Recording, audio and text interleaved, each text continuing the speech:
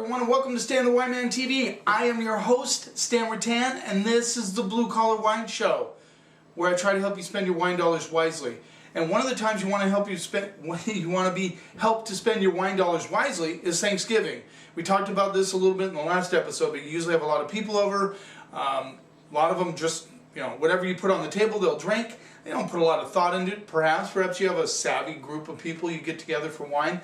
That's great. In my case, I'm probably one of the only few that drink wine in my family that comes over, which is kind of curious, but that's just the way it rolls. So, probably should have a glass. Always important to have a glass. There you go. So I got three possibilities for wines. Always what I look for with wines when you're matching it up with a turkey dinner, you want some good fruit, but you don't need heavy tannins. It's not a meal that lends itself towards heavy tannins, especially if you're going the traditional turkey, stuffing, sweet potatoes, mashed potatoes, green bean casserole, all that, those good things that come with olives, cranberry sauce, all of that. You're looking for something a little on the fruitier side, but sans the tannins. Sans the tannins. No tannins with turkey, as we say. So we got three different wines here. I thought they would be interesting to try. A couple of them are in the lower price range, which of course you're probably looking for if you're on a tight budget and you want wine with your meal. You spend a lot of money on Thanksgiving meal, and well, especially if you live in the San Juan Islands. Trust me, it costs you a little bit more. You want to have wine, but you want budget wines. But we're going to start off with one that is not necessarily budget. It's the 2012 Ryan Patrick Vineyards Grenache, Wahluke Slope, Washington. This rolls in at $22. This is, I was just introduced to this wine the other day, and I did not realize that Ryan Patrick did a Grenache, so I'm kind of excited. Grenache is a good play. I did an episode on some Grenache from Spain, but I blew it. I had to delete the episode. I forgot to write down the wines that I used, and of course I watched the video and could not get the regions down where the wines came from. So I had to move on with that. Not all my videos, they're not edited, but I don't want them, I want to be able to give you information that's useful, right? So let's see what we get on the nose. Grenache is a good play. It's another one of those wines that isn't heavy in tannins. It has nice fruit flavors to it, and I just think it's a great wine for Thanksgiving. A lot of times Grenache will be spicy also. Let's see what we get on the nose. A lot of strawberries on this one. A lot of strawberries. I get like an underlying root beer element coming through. I just want to lean over too far. What do you think of the yellow shirt? I think I've had it in some other episodes. Yellow is not my favorite color, but every once in a while I like to put on a little canary yellow. Getting some cherry notes, some root beer for sure. Let's see what we get on the palate.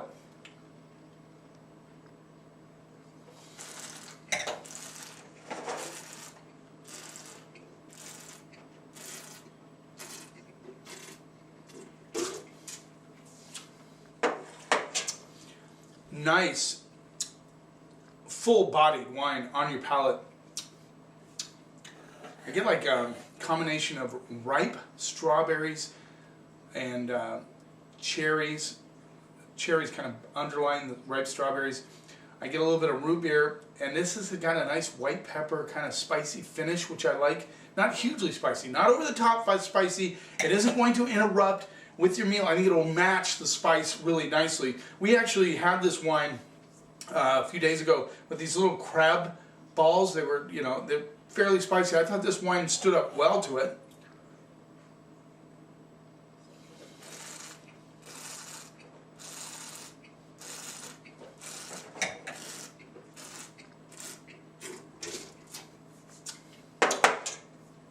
Nice flow across the palate, very seamless. This is a delicious wine. This would be like a 10 in the delicious category. It shows it a little tobacco underneath, which gives it a nice little interesting complexity that I like. And then the root beer starts coming through. Right at the end, I can just taste that root beer action and a little bit of white pepper. It's got a lot of stuff going on. This has some good stuffing. Only 22 bucks is a huge amount to pay for a decent, a quality wine like this. I think 22 bucks is more than a fair price. I hope I got that price right. It seems wrong.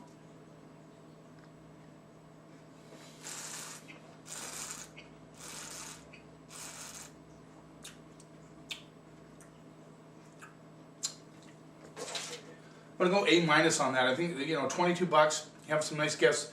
You're having your family over. A few of them are wine people. They like wine. This would be a great play. Would really match up nicely with the meal. Let's move on. This is the 2013 Trumpeter by Rotini Wines, Malbec Syrah, 50/50, Mendoza, Argentina. This rolls in at $10. This has been a pick of the month for me at the store in the past. I'm happy to revisit it. I think it's just a consistently good quality wine. I've had it, like I said, I've had it in the past, liked it. Give our glass a little rinse. Of course, Malbec is such a huge thing in Argentina, and I'm coming from Argentina, I should say. And I've seen a little bit of a decline in interest in Malbec. Like I've said before, I think it could suffer the demise like Australia did with Shiraz. But this is a blend of Syrah and Malbec, which makes it a little bit more interesting. And Argentina needs to get on the stick and start doing more of their varietal wines like Cab, Bonarda, different wines like that, so they can get out of that niche of just doing Malbec, and inexpensive Malbec for that matter. Let's see what we get on the nose.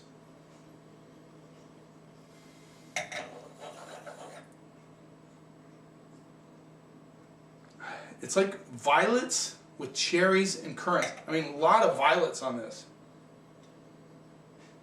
A little bit of bark action coming through.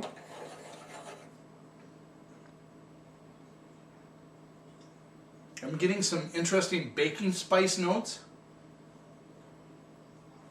Let's see what we get on the palate.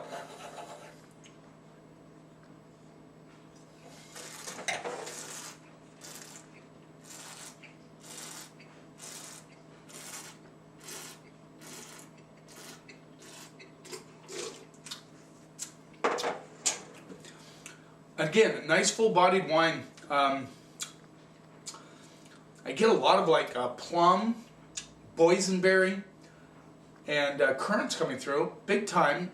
It really expands on the mid-palate, which I like. In other words, it starts off, I get a little tobacco up front, and then boom, all that fruit hits you, and then I get this almost like an asparagus thing right on the back end, like a green tobacco asparagus thing on the back end, which is intriguing.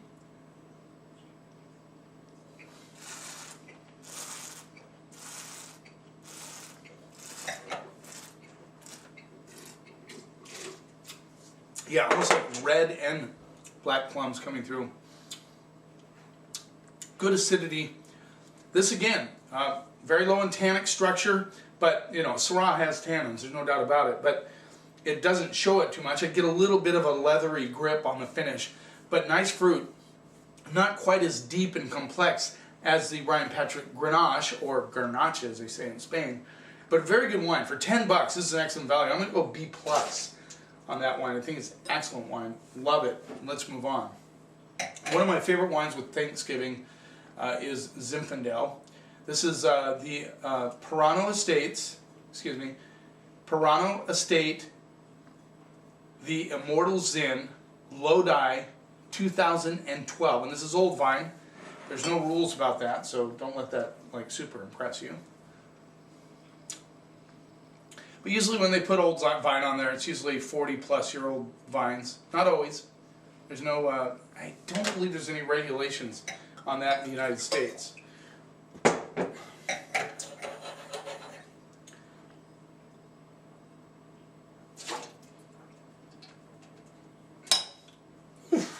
Careful, Stan. So I like Zinfandel. You got to be careful with Zin. You got heavy meal. Some of these Zinfandels have a lot of alcohol in them. So they're a nice match. You just, you got to use moderation, as with anything. Let's see what we get on the nose.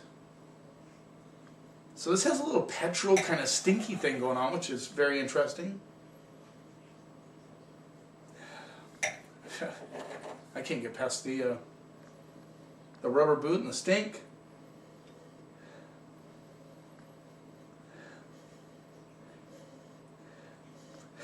Crazy. There ain't much going on besides a little stink action and rubber boot. Let's see what we get on the palate.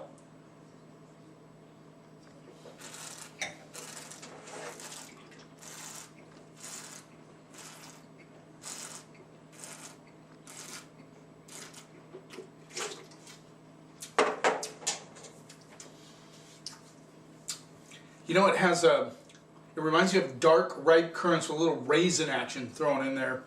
Almost like, I hate to use this word, but it was a little repulsive on the back end to me. That's to me. I sell a lot of this in. Good. It's got good acid on the back end, which a lot of people don't realize that Zinfandel does have acid. You taste through enough Zins, you start realizing they're not big, jammy, Smucker's wines. They do have good structure and acid. Couldn't spit that out.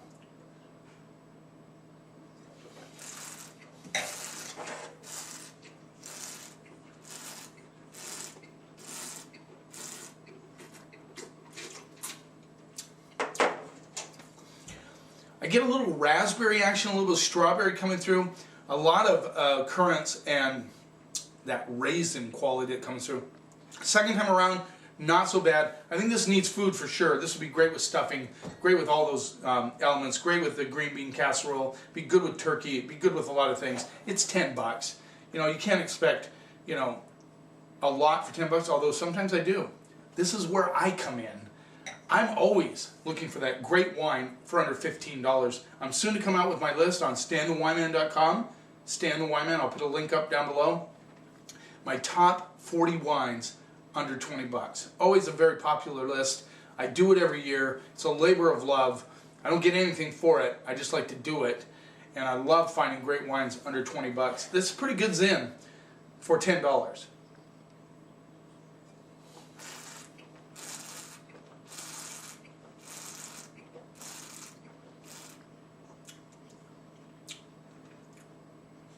Yeah, nice balance. Like I said, with food I wouldn't have got that, that little repulsion from the raisin element coming through. I'm sorry to use that word, but that's what I'm just being honest, being transparent. That's the way it felt. I'm gonna go C+, B-. I think it's above average. I don't think it's a super duper Zin for the price. I understand why I sell a lot of it. It certainly is a very food friendly Zinfandel, and you could drink this by itself easily. You keep watching, and I'll keep helping you spend your wine dollars wisely. Cheers.